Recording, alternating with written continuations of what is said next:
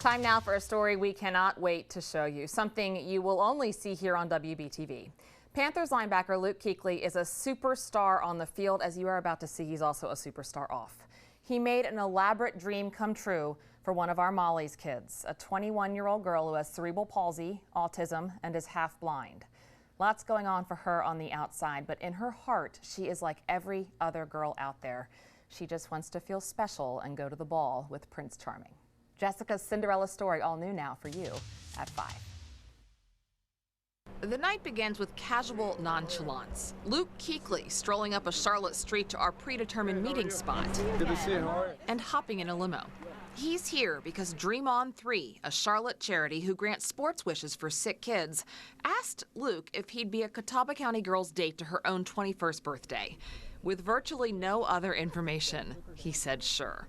So while we start driving, And I will see what happens. Jessica Hayes goes shopping. Dream On 3 told her to pick out a nice outfit, but didn't mention her favorite NFL player was going to be her date. No, she's getting hyped up. While she gets her hair and makeup done in a private room at the Ballantyne Resort, her date rolls down I-77.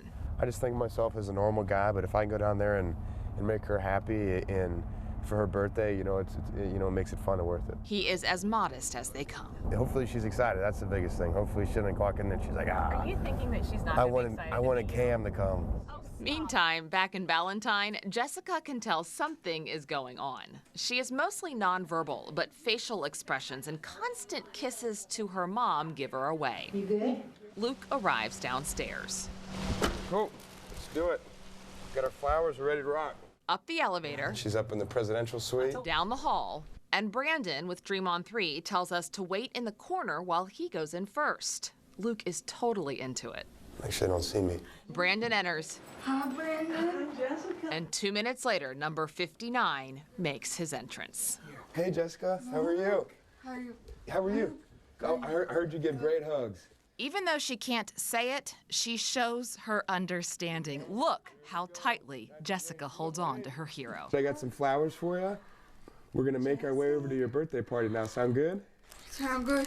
Party. That's right. A bewildered mom follows, my daughter's leaving with Luke Kuechly. and all of Ballantyne's staff is downstairs waiting to send them off. Thanks, guys. Mom puts Jessie in the limo, Luke puts the wheelchair in back, and we're off. Once at her party in Uptown, Luke wheels her in. Hey, got her hair done. Got her flowers.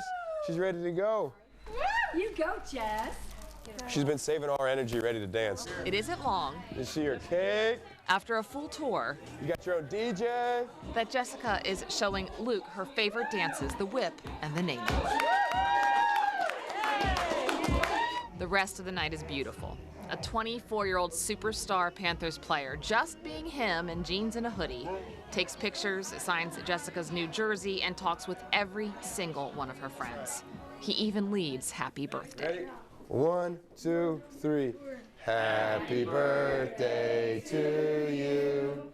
Happy birthday to you. Why is he doing all this? Listen to how he answered that question earlier.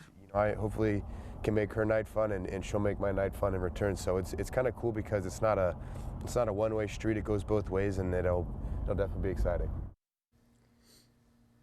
I mean, if that's not the real deal, I'm not exactly sure what is. I also want to mention this. Someone wrote to me on Facebook and asked how much we got paid to do this story. No one got paid. Luke did not get a cent. He took his Friday night before this past weekend's big game to help a girl who has very little self-esteem feel special, just because. And that, might I editorialize and add in here, I think Jamie is called heart. Absolutely. Cool story. Really cool story. I mean, a lot of fun too, joking around. Hope he's yeah. not expecting Cam. I'm like, you think that what Cam, her they weren't. dream was to give Luke Yeah. Kuechly a hug, and that's exactly what happened for this Molly's Kids. Dream On 3, this charity that is Charlotte-based, is really amazing. It kind of does sports wishes, like Make-A-Wish for Yeah. sports wishes. We've They're seen local. Well, I say we've seen it with Cam do terrific work in the Right. community. Thomas Davis, obviously, many of the other players, and they do it really normally without cameras around. So it's Right. unusual for us to see it, and I think it's kind of special for us to get a little glimpse in to just how neat these guys in our community. The cool thing is that when you help a deserving kid, yes, Yeah. it helps the deserving kid, but it also helps you. I mean, what Luke said at the end of that story, it is a two-way street. So props to them, props to the Panthers, props to Dream On 3. Yeah. Wheelhouse Media as well was helpful. I mean, it's just been an amazing weekend remembering this story from Friday night. We just heard late tonight some great news for the amazing Cassidy Hooper. She got a job at Carowinds for the summer. She's going to be an usher at one of the shows. 19-year-old Cassidy graduated from Raleigh's Governor Moorhead School for the Blind last year. That's with her mom, Sue, there. Cassidy is one of our longtime Molly's kids, a girl who was born with no eyes and no nose in Charlotte, but who amazes us with her many accomplishments. As she has told us many times, I don't need easy, I just need possible. That was video from when she got a nose put on her face in a multi-year, many surgery process. But awesome news, Cassidy. We're going to come to Carowinds to visit you this summer. We are really happy for you. I think her first name ought to be amazing. Maybe I ought to change it. Amazing Cassidy Hooper. Now at 6 o'clock, Maureen, Jude Peters was born with an extremely rare genetic disorder. At 22 months old, it's really a miracle he's even alive. Jude has been one of our Molly's kids for a long time now. He lives in Concord. The disorder he has is rare and lethal. It's a form of dwarfism, affecting fewer than 60 children worldwide. At almost 2 years old, Jude is still in 0 to 3 month old clothing. In this picture we showed you, Super Jude went viral, right? Thousands follow his updates now on Facebook. WBTV anchor Molly Grantham followed Jude's family to Delaware, where a clinical trial may provide hope. They had hope. And that was, nobody else had that. Let's get it out of the way that Hannah and Sully Peters are young. They look like teenagers walking down a school hallway. Looks can be deceiving. Not smiling at others, never.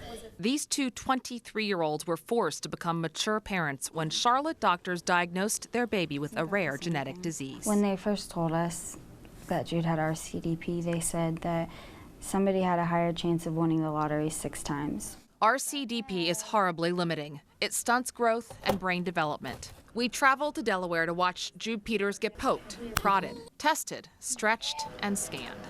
Jude's parents granted us full access to their son's medical care at Nemours DuPont Hospital for Children. RCDP is brutal. It's relentless. Dr. Michael Bobert is the country's leading RCDP expert. I really don't think I give people hope. I'd like to think I just don't take it away. Rollin', rollin', rollin'. Intense therapy offered at this hospital. I like to see you put weight through your hips. Helps teach Jude to adjust. Not all the therapy is pleasant, but it is ingenious. Elastic headbands from the dollar store and an empty copy paper box. I also like wine boxes because they're really sturdy. Helps him gain strength. I like how you're using your head. I do. But it's what comes after therapy. On to our next appointment. That has this family so excited. An update on a clinical trial originally intended to help Alzheimer's patients, but instead looks like it will end up helping babies like Jude. We have to plan the trial and do everything the right way. Relief, says Mom. Some real hope. They don't know if it'll do everything that we're hoping it will do, but they're pretty convinced it will do something. And something for us is everything. Super Jude is about to get his MRI, his third ever. He has to go through anesthesia, but his airway is smaller than most, so it does become nerve-wracking as his family waits. Hopefully it won't take too long. Prayers start. In Jesus' name, Lord, we just... Emotion is strong. Jude's recovery is difficult, but he pushes through. Sometimes we feel like Jude is the stronger person in the situation. Jude is kept overnight, which means Hannah sleeps on the hospital couch. It's a rough evening, worrying what the MRI will show. Next day, results are in. Have you seen those results yet? Yes, I have. I looked at it, but on a very brief look, it looked like the spinal cord was okay. So probably no surgery for that one. Well, we're not at this time. Success, a baby step. The coolest thing about Jude is that we see passionate families who are just fabulous advocates, and they search and search until they can find someone who can help their child. Our Molly Grantham reporting. Boy, we're all pulling for that little guy. Jude's family says social media has helped them find 54 other families in America with babies living with this genetic disorder.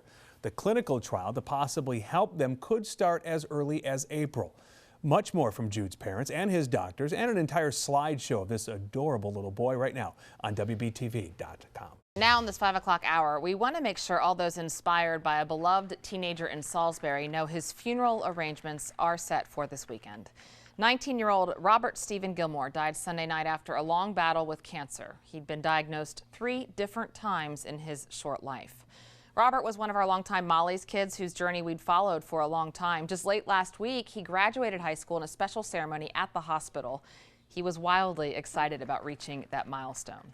Robert's visitation starts at noon on Saturday at Livingstone College in Salisbury. His funeral will follow at 1 o'clock. His mom, Wendy, tells me they appreciate all the love and support they've received this past week. We've posted the previous Molly's Kids stories about Robert on our website. You can find them on WBTV.com. In June, I wrote about 12-year-old Will White from Lenoir. Will became one of our Molly's Kids. He was in desperate need of a heart transplant. He said he was Dale Earnhardt Jr.'s biggest fan. A local charity that grants sports wishes for sick children, Dream On 3, saw that Facebook post. Meantime, Will got his transplant, and today, Dream On 3, Dale Jr., and the most perfect weather you could ever ask for, gave Will's new heart quite the test run at Charlotte Motor Speedway. Will White, his parents, and younger brother and sister were supposed to arrive at the Speedway Tuesday afternoon in this massive white limo. Only, when the limo pulled up, it was Will, his brother, and grandparents. Where, we asked, were his mom and dad. My little sister has an enlarged heart, and she's only 5 years old. And they're going down to do more testing on her. 12-year-old Will, who just had a heart transplant because he had problems, just found out his sister might follow in his footsteps. You've gone through it too, and your sister's going to be okay. She has you as a model, okay? Now look at me. You were here at Charlotte Motor Speedway. Who is maybe your biggest hero? Who's someone you really look up to? Dale Jr. Dale Jr.? Why do you think you're here today, Will? To meet him. Exactly. Will's meeting him and getting to take a couple laps. What do you think about that? Cool. Spoken like a 12-year-old. Will and 10-year-old brother Jake head inside, hear a pep talk. You realize that you are the first kid to ever ride in a car with Dale Jr.? Get suited up and meet Kelly, Dale's sister, who introduced them to their hero. Where y'all from? Junior could not have been more kind, more inquisitive, more normal in what was obviously a nerve-wracking, heart-beating, anxiety-ridden moment for 2 young boys. He talked video games, showed pictures of his car he'll ride in Kansas this weekend. Ain't that cool? Mm-hmm. I think it's a good-looking car. And Will, for his part, didn't say much until the end. I do have one question. Yeah? Would you make a video for my dad? Of course, Dale said yes. Within seconds, I wish you were here, bud. Will managed to include the rest of his family, not there physically, but so obviously present in his young mind.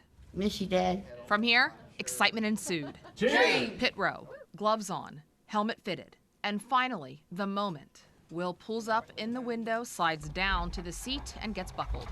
We put a GoPro camera inside the number 88 car to get a better view. They rev up and are off. It's loud and obviously fast, but when it finally hits a curve, Will's mouth turns up as well. 4 laps beside his idol. 4 laps sitting beside Junior. We talked to the doctors first, and they said he was good to go, but we did. We put his new heart to the test today. Did you see a smile? I did. It was good. That's great. Also, Dale Jr. decided not to only give Will a ride, but also his brother Jake, just because. Yeah. Pretty nice. Big props to Dream On 3 and the Dale Jr. Foundation. You helped us remember today what is so good about people. Oh, yeah. And Paul, that GoPro camera we had inside the car, we've attached that entire video of all 4 laps on our website, WBTV.com. So just look for this story. It's a great view. Just go right there to our website.